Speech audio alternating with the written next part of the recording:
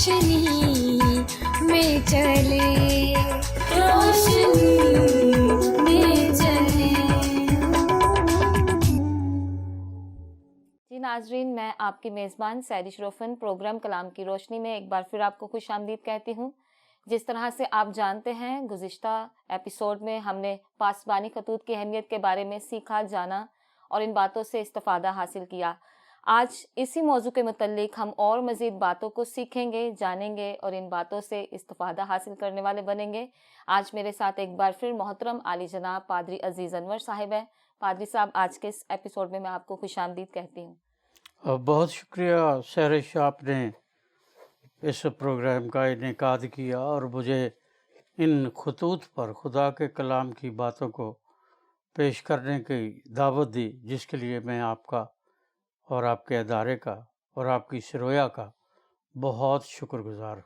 जी, खुदावंद का शुक्र हो।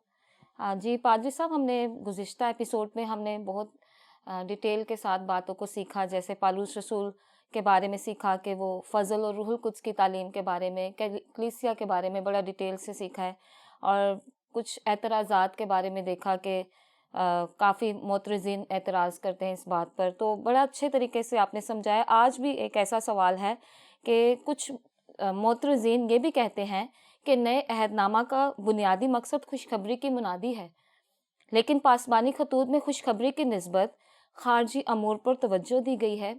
ऐसा क्यों है, इसके मुतल्लिक बताइएगा। बहुत शुक्रिया आपके इस सवाल के लिए, आपने बहुत अच्छा सवाल किया। जो मोतरज़ीन इस बात का तकाजा करते हैं कि जी नए अहदनामा का या नए अहद जदीद का मकसद जो है वो खुशखबरी की बुनियादी है, जी, मैं समझता हूँ कि वो गलत बात नहीं करते, सही कहते हैं, खुशखबरी की बुनियादी है। जी, पर सवाल ये है, खुशखबरी कहाँ है, कहाँ लिखा है खुशखबरी, कितने हिस्से को हम खुशखबरी कहते हैं। मत्ती के इंजील से मुकाशफा तक पूरा नया अहदनामा, ये 27 किताबें, क्या ये खुशखबरी है? बिल्कुल मसीही ईमान और एतकाद के मुताबिक लोग इनको खुशखबरी ही मानते हैं। तो क्या मुकाशफा की नबूवती किताब खुशखबरी है? जी, क्या खतूत खुशखबरी हैं? या मसीह यसु के पहाड़ी वाज खुशखबरी हैं? जी, या उनकी जो मसलूबियत है, उनका जो तजहीज़ तकफ़ीन है, दफन करना, जी उठना, क्या वो खुशखबरी है?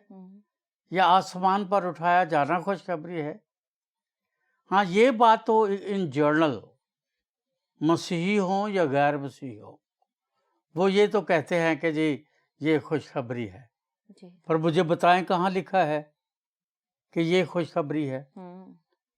और जो लिखा है उसके बारे में लोग जानते नहीं हैं। सही, ठीक है ना? मसीह यसु, मैंने कल भी अर्ज किया था कि मसीह यसु शागिर्दों के पास आए, जिसे हम इरशाद आज़म की इरशाद आज़म कहते हैं। जी, बिल्कुल। अब इरशाद आज़म की जो जितनी भी गुफ्तगू वहाँ मत्ती के इंजील के 28वें बाब में दर्ज है, मैंने आपको कल भी अर्ज किया था कि वहाँ लिखा है, और जो बातें तुमने मुझसे सीखी हैं या जिन बातों की मैंने तुम्हें तालीम दी है, या जो बातें तुमने मेरे साथ रहकर सीखी हैं, समझी हैं, जानी हैं, उनको जाकर सब कौमों को बताओ। और बताने का मकसद क्या है? शागिर्द बनाना है। सही, और शागिर्द बनाओ, लेकिन सवाल ये है, कैसे शागिर्द बनाएं? उसकी बुनियाद क्या है? बुनियाद ये है कि जो बातें यीशु ने उनको तालीम की सूरत में सिखाई है, वो तालीम शागिर्द बनाने का बुनियादी सिलेबस है, टूल्स हैं, या वो बुनियादी उनका दर्स है। उसके अलावा अगर वो उसकी तशरीहात अपने ज़बाने और अपने عقل اور اپنی فلسفی اور اپنی روزی روٹی بریڈ اینڈ بٹر کے لیے کر لیتے ہیں تو یہ ایک ان کا اپنا کام ہے. یہ تو خدا کے کلام میں نہیں لکھا. صحیح کہہ رہے ہیں. ہاں خدا کے کلام میں جو خوشخبری کا درس دیا گیا ہے وہ بالکل انتہائی واضح ہے اور وہاں بتایا گیا ہے کہ یہ خوشخبری ہے. پہلا کرنتھیوں جی اس کا 15واں باب اس کی پہلی آیت میں لکھا ہے جی اب اے بھائیو میں تمہیں وہی خوشخبری جتائے دیتا ہوں جو پہلے دے چکا ہوں. صحیح. کون سی خوشخبری؟ جو پہلے دے چکا ہے. اس کا مطلب یہ ہے کہ خوشخبری میں کسی قسم کی جدیدیت یا نیاپن نہیں ہے. جو تھی جو اسے ملی وہی وہ کہتا ہے میں نے تمہیں دے دی پہنچا دی.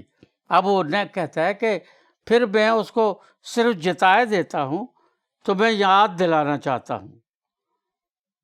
پہلی بات کہ تم نے جسے قبول کر لیا تھا اور پھر دوسری بات جس پر قائم بھی ہو اسی کے وسیلے سے تم کو نجات بھی ملتی ہے. پھر لکھا ہے بشرطے کہ وہ خوشخبری جو میں نے تمہیں دی تھی یاد رکھتے ہو ورنہ تمہارا ایمان لانا بے فائدہ ہے. جتائے دیتا ہوں تم نے قبول کر لیا تھا اس پر قائم ہو اس کے وسیلے تم کو نجات ملتی ہے. وہ خوشخبری جو میں نے تمہیں دی تھی شرط یہ ہے کہ اسے یاد رکھو ورنہ ایمان لانا بے فائدہ ہے. اس کا مطلب یہ ہے کہ یہ خوشخبری مقدس پولس اپنے دور میں اس وقت کی کلیسیاؤں کو اور کرنتھس کی کلیسیا کو دے چکا ہے. وہ خوشخبری کیا ہے؟ وہ یہاں لکھا ہے کہ چنانچہ میں نے سب سے پہلے تم کو وہی بات پہنچا دی. یہ خوشخبری ہے. میں نے تمہیں سب سے پہلے وہی بات پہنچا دی. کیا؟ جو مجھے پہنچی تھی. وہ اپنی خوشخبری خود کریٹ نہیں کرتا، خود نہیں گھڑتا کہ یہ میری خوشخبری ہے. وہ کہتا ہے یہ مجھے پہنچی تھی، جو مجھے ملی تھی، جو مجھے دی گئی تھی، جو میرے ہینڈ اوور کی گئی تھی، جس کا مجھے مختار بنایا گیا تھا اور اس مختاری میں اس نے مجھے میرے خداوند نے یہ خوشخبری مجھے دی تھی. اور وہ خوشخبری کیا ہے؟ کہ مسیح کتاب مقدس کے مطابق ہمارے گناہوں کے لیے موا. یہ پہلی بات ہے، پہلی شک ہے اس خوشخبری کی کہ مسیح کتاب مقدس کے مطابق ہمارے گناہوں کے لیے موا. اور پھر لکھا ہے اور دفن ہوا اور پھر تیسرے دن کتاب مقدس کے مطابق جی اٹھا. سحرش یہ خوشخبری ہے. پوری انجیل میں آپ متی کی انجیل سے مکاشفہ تک دیکھ لیں، خوشخبری یہ ہے. باقی اس خوشخبری پر جن لوگوں نے کام کیا ہے، جنہوں نے اس کے لیے خدمت کی ہے، جنہوں نے اس کے لیے جانیں دے دی ہیں، وہ آج بھی قائم ہیں، اس وقت بھی قائم تھے. اور لکھا ہے کہ تم نے اسے قبول کیا، تم اس پر ایمان لائے، تمہیں اس کے وسیلے سے نجات ملی. وہ خوشخبری کیا ہے؟ مسیح کتاب مقدس کے مطابق. ایسے نہیں، یہ وقت کی پیداوار نہیں تھا، حالات کی پیداوار نہیں تھا کہ اچانک سے ایسا ہو گیا کہ اس کو یہودیوں نے یا رومیوں نے پکڑ کر مصلوب کر دیا. یہ حالات اور وقت کی پیداوار تھی یا ان کے وینڈکٹو یا ان کی دشمنی کا نتیجہ تھا. وہ کہتا ہے یہ سب کچھ اپنی جگہ درست ہے، لیکن کیسے کیوں ہوا؟ کتاب مقدس کے مطابق. اس کا مطلب پرانے عہد نامے کی 300 سے زیادہ پیش گوئیاں جو مسیح یسوع کے بارے کی گئی ہیں وہ ان پر بھی تصدیق کی مہر کرتا ہے کہ وہ ساری کی ساری درست ہیں، جن کے مطابق مسیح یسوع جو ہے وہ موا. اور کیوں موا؟ ہمارے گناہوں کے لیے. اور یہی عہد عتیق میں پیدائش کی کتاب 3 باب اس کی 15ویں آیت سے شروع ہوتا ہے کہ وہ جو عورت کی نسل سے ہوگا وہ سانپ کے سر کو کچلے گا اور سانپ اس کی ایڑی پر کاٹے گا. اور پھر یہ چلتا آیا اور اپنے یسایہ نے کہا ہماری خطاؤں کے سبب سے وہ گھائل کیا گیا، ہماری بد کرداری کے لیے اس پر سیاست ہوئی، وہ مر گیا. یہ ساری باتیں وہ کہتا ہے کہ یہ سب کچھ ایسے نہیں ہو گیا، حالات کی پیداوار نہیں ہے، یہ کسی قوم کی یا کاہنوں کے دشمنی کا نتیجہ نہیں ہے. اور اس کو پلاطس پوچھتا ہے تجھے معلوم نہیں، مجھے تجھے چھوڑ دینے کا بھی خیال ہے؟ وہ کہتا ہے اگر تجھے اوپر سے یہ اختیار نہ دیا جاتا تو تیرے پاس نہ ہوتا. یعنی وہی خوشخبری جتا دیتا ہوں جو تمہیں دے چکا ہوں کہ مسیح کتاب مقدس کے مطابق ہمارے گناہوں کے لیے موا اور دفن ہوا اور تیسرے دن مردوں میں سے لکھا ہے کتاب مقدس کے مطابق جی اٹھا. تیسرے مسیح کتاب مقدس کے مطابق ہمارے گناہوں کے لیے موا اور دفن ہوا اور تیسرے دن یہاں کیا لکھا ہے؟ کتاب مقدس کے مطابق جی اٹھا. یہ فینٹیسی نہیں ہے، یہ کوئی ناول نہیں ہے، یہ کرسچنز کی یا مسیحوں کی کوئی من گھڑت الف لیلوی کہانی نہیں ہے. یہ ایک سچ ہے جو بائبل مقدس کے مطابق ہے. بائبل کے مطابق وہ اس دنیا میں آیا، بائبل کے مطابق وہ پکڑوایا گیا، بائبل کے مطابق اس پر سیاست ہوئی، بائبل کے مطابق وہ مر گیا، بائبل کے مطابق وہ دفن ہوا، جی اٹھا. اور پھر اس کے بعد ایک لمبی فہرست ہے جس کے آخر میں 8ویں آیت میں کہتا ہے اور آخر میں مجھ کو جو ادھورے دنوں کی پیدائش ہوں مجھ پر ظاہر ہوا.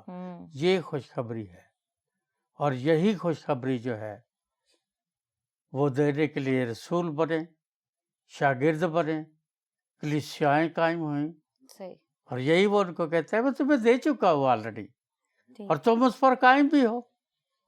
تو یہ خوشخبری ہے. اس لیے پورا نیا عہد نامہ خوشخبری کی تفسیر تو ہے، پر خوشخبری یہ ہے کہ مسیح کتاب مقدس کے مطابق موا، دفن ہوا، کتاب مقدس کے مطابق مردوں میں سے جی اٹھا. خوشخبری یہ ہے اور اسی لیے آج ہم فخر سے کہتے ہیں کہ قبر خالی ہے. بے شک بے شک. تھینک یو پادری صاحب، بڑی خوبصورتی کے ساتھ آپ نے خوشخبری کے بارے میں بتایا ہے. جی ناظرین، ہم نے خوشخبری کے حوالہ سے سیکھا کہ حقیقی خوشخبری کیا ہے، تو جو کہ واضح طور پر پالوس رسول نے کرنتھیوں کے نام، پہلا کرنتھیوں کے نام اس کے 15ویں باب میں لکھا ہوا ہے. تو میں یقیناً ناظرین میرا ایمان ہے آپ نے بڑی برکت پائی ہوگی. تو اگلا سوال جی پادری صاحب میں آپ سے پوچھوں گی کہ ان خطوط کے مطالعہ سے ایک اور بات واضح ہو جاتی ہے کہ ابتدائی کلیسیا کو بھی بدعتوں یا غلط تعلیمات کا سامنا رہا. جیسے افسس کی کلیسیا میں ہم دیکھتے ہیں کس قسم کی غلط تعلیمات کا سامنا جو ہے وہ ابتدائی کلیسیا کو کرنا پڑا اور اس کے کیا کیا نقصانات ہوئے تھے، اس کے مطابق بتائیں. سوال یہ ہے کہ ہم بدعت کسے کہتے ہیں؟ انگریزی کے الفاظ جو مرضی لوگ یوز کر لیں، صحیح، ٹھیک ہے نا؟ بدعت کا مطلب کیا ہے؟ ہم کسے بدعت کہتے ہیں؟ یا بائبل جب بدعت کا لفظ استعمال کرتی ہے تو اس میں بائبل کے مصنفین کا بدعت کا لفظ استعمال کرنے کا مقصد یا معنی کیا ہے؟ بدعت جو ہے سہرش، یہ عربی زبان کا لفظ ہے ٹھیک، اور 2 الفاظ کا مجموعہ ہے. ایک ہے بید، بے زیر دال، بید. دوسرا ہے آت، یہ مرکب لفظ ہے، ٹھیک، یہ مفرد نہیں ہے. صحیح. اب بد کا مطلب ہے خالی گھڑا، بد کا مطلب بد مٹکا، پچر. ٹھیک، خالی گھڑا جو ہے وہ بد ہے. صحیح، عین زبر تے آت، आत जो है ये भी अरबी जुबान का लफ्ज है। लफ्ज है। इसका मतलब है आवाज, जी जिसके लिए अरबी जुबान से उर्दू में जब लोग इसको ट्रांसलेशन करते हैं तो फिर इसका मतलब ये बनता है कि खाली खाली घड़े में जब आप कोई पत्थर फेंकते हैं तो उसमें से जो आवाज पैदा होती है वो बिदअत है। सही। फिर बता दूं कि उस खाली घड़े में फेंके गए पत्थर से जो आवाज पैदा होती है वो बिदअत है। उसको बिदअत कहते हैं अरबी जुबान में। ठीक। अब मसीही नुक्ता नजर से हम इसे बिदअत कैसे कहते हैं, या हम बतौर मसीही मुसन्नफीन जो अहद जदीद के मुसन्नफीन हैं या मुफस्सरीन हैं जी वो किसे बिदअत कहते हैं। सही। सबसे पहली बात, बिदअत का मतलब है यूनानी जुबान में जब हम इसको पढ़ते हैं, इसके लिए आप कल्ट्स कह लें, हेरेसीज कह लें, जो मर्जी कह लें अंग्रेजी में, इसका मतलब ये है असली राह से फिर जाना। बिदअत का मतलब, बिदअत का उर्दू में लुग़वी माना ये है असली राह से फिर जाना। नंबर 2, ईमान में नई नई चीजें पैदा करना। ठीक। ईमान में नई नई चीजें पैदा करना। नंबर 3 है कि सच्चाइयों में मिलावट पैदा करना। सही। जिसे उर्फ़े आम में बाइबल में या नए अहदनामा में लफ्ज़ उसके लिए बरगश्तगी इस्तेमाल किया गया है। ठीक। कि वो बरगश्ता हो गए या उन्होंने बरगश्तगी इख्तियार कर ली, ये बिदअत का ही ट्रांसलेशन है। सही। और चौथा और आखिरी माना ये है पहली सी मोहब्बत का जाते रहना। जो इफसस की कलीसिया को मसीह यीशु ने एक गिला करके कहा कि तूने पहली सी मोहब्बत को छोड़ दिया। अब उस वक्त वो कहता है कि तूने पहली सी मोहब्बत छोड़ दी। इसका मतलब वो मोहब्बत जो 60 या 61 ईस्वी में थी, इफसस की कलीसिया की पहचान थी, या उनकी वजह शोहरत थी, या उनके ईमान की वजह शोहरत थी, या उनके तकदीस का बायस थी, जिसके बायस उन पर लिखा कि तुम पर मोहर लगी, तुम चुने गए, बनाए आलम से चुने गए। ये सारी बरकतें तुम्हें मिली किस वजह से? तुम्हारी मोहब्बत की वजह से। सही। वो मोहब्बत, उसमें कमी क्यों आ गई? ठीक। उसने ये नहीं कहा मोहब्बत खत्म हो गई, उसने कहा मोहब्बत तो है पर पहली सी मोहब्बत नहीं है, ठंडी पड़ गई, पहली सी नहीं है। सही। अब वो पहली सी जो मोहब्बत है, इसका मतलब उसका मेयार कुछ होगा, जिस मेयार के मुताबिक जब वो मोहब्बत नहीं हुई तो फिर यीशु ने गिला किया कि ये तो वो मोहब्बत नहीं है। उसकी वजह क्या थी? यही बात जो आपने लोगों ने सवाल किया है कि अहद जदीद में मसीह यीशु तो इस दुनिया में थे, अभी वो मुनादी कर रहे थे जब बिदअतें पैदा हो गई थी। वो आसमान पर उठाए गए, बिदअतें पैदा हो गई, गनास्टिकिज्म उसी वक्त आ गया। यीशु से पहले बिदअतें थी। बहुत सारे मज़ाहब, उनके नज़रियात, या यूनानी फ़िलासफ़ी, या यूनानी या अफलातूनी फ़िलासफ़ी, या सुकरात की फ़िलासफ़ी, ये जो सारी थी, ये सनम परस्ती या बुत परस्ती की तालीमात थी। वो तालीमात जो अहद अतीक की मौजूदगी में, अहद अतीक के ईमानदारों की मौजूदगी में उन्हें राह से गुमराह करती थी। सही। इसलिए तो एलिया ने बाल के पुजारियों से मुकाबला किया था और उसको करना पड़ा था। उसने कहा कि ठीक है, तुम भी ऐसा करो, मैं भी ऐसा करता हूँ।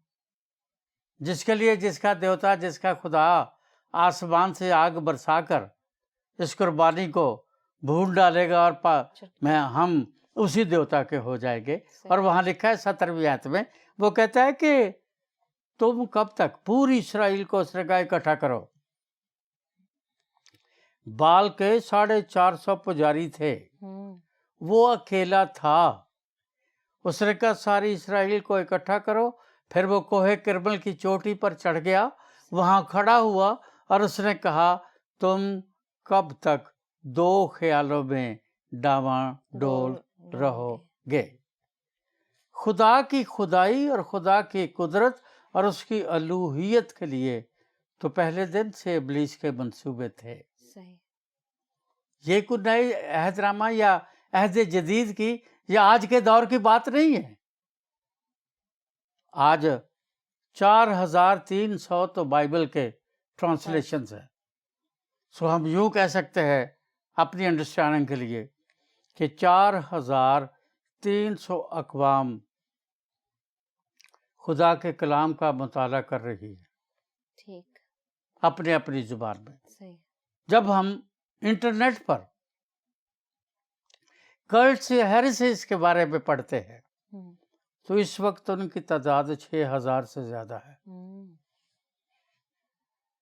کیونکہ میں نے چند سال پہلے جب پڑھا تھا تو اس وقت 5896 تھی. اچھا, اب بڑھ گئی. اب میرا اندازہ ہے کہ وہ 6000 سے یا تو بڑھ گئی ہیں یا ہو چکی ہے. صحیح. اگر اتنی قوموں کو خدا کا کلام ان کی زبان میں مل گیا ہے اور وہ مطالعہ کر رہے ہیں تو پھر اتنی بدعت کے وجود کی وجہ کیا ہے؟ صحیح. اس کی وجہ کیا ہے؟ اس کی وجہ یہ ہے جو مسیح کے دور سے پہلے بھی تھی, مسیح کے دور میں بھی تھی اور آج بھی ہیں. جوپیٹر کو بھی وہ یہی کہتے تھے کہ وہ بھی خدا کا بیٹا ہے. وہ جب پیدا ہوا تو آسمان پر یہی ستارہ نظر آیا تھا.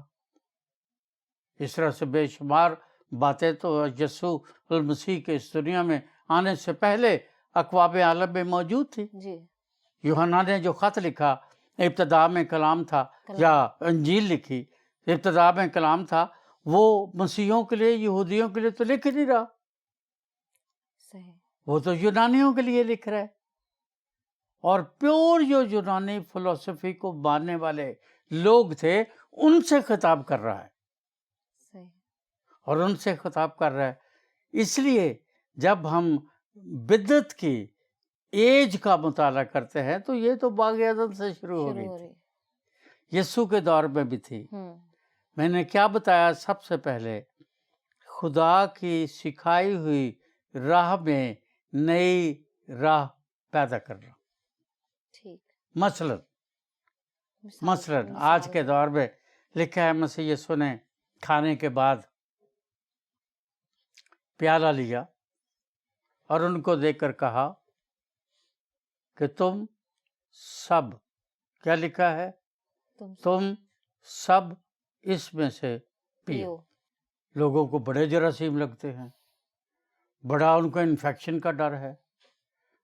اب خدا کی قدرت اور اس کی محبت کے درمیان انفیکشن سے آگے ہیں. اب وہ کہتے ہیں جی گلاسیاں لائیں. میری کلیسا کے لوگوں نے مجھے کہا پرسنل ہونا چاہیے, ہاں, کہ جی گلاسیاں لائیں, ہم ایک دوسرے کا جھوٹا نہیں پیتے. بے شمار باتیں ہیں. سچائی کیا ہے, حکم کیا ہے, یسوع نے کیا کہا, یہ پیالہ لو اور تم سب اس میں سے پیو. میں مطلب یہ میں نہیں چاہتا کلیسیا میں جو اب باتیں ہو رہی ہے ان کو ہم وجہ تنازع بنائیں, میں نہیں چاہتا. لیکن بالکل سنجیدگی سے ابتدائی کلیسیا کے مطابق آپ غور کر کے دیکھ لیں کتنی باتیں ہیں جن کا تعلق خدا کے کلام سے ہے اور آج ان میں بے شمار تبدیلیاں ہیں. جیسے نئے عہد نامہ میں خدا کا بندہ پالوس تیموتھیوس کو, افسس کو, کرنتھس کو لکھتا ہے کہ عورتیں कलीसिया के मजमा में खामोश रहें। जी ये वो वजूहात है, असली राह से कलीसिया फिर गई है। वो ईमान में नई नई बातें निकाल रहे हैं। सही रोज़ों के दिन हों, आप लोगों से सुने, वो आपको नई नई बातें बताएंगे। मेरे घर में एक लड़की काम करती थी, तो मेरे पास आई, रोज़ों के दिन थे, तो मुझे कहने लगी कि हमारे घर में 2 ख़वातीन आई थी जो हमारी चर्च की थी। उन्होंने कहा है कि अगर तुम किसी मजबूरी से, किसी वजह से रोज़ा नहीं रख सकते तो 2 घंटे आराम से किसी जगह बैठ के दुआ कर लो, तो ये रोज़ा है। तो मुझे पूछने लगी कि पादरी साहब आप बताएं।